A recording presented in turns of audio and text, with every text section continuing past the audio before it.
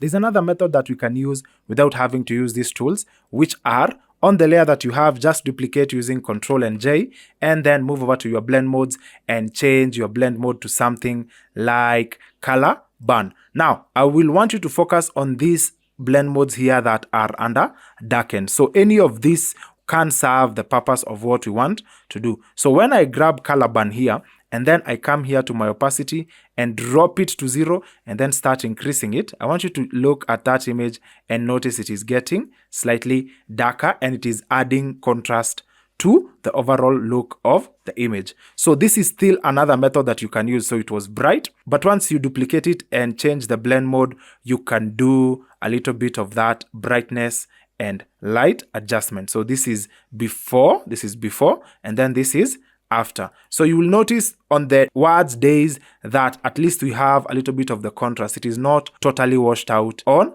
the canvas. So any of these three methods, the one that you decide can work for you, you can stick to it and just work around it. For now, let me just stick to this method because I want to also create another smart object from that title. So I can just right click and then convert to smart object.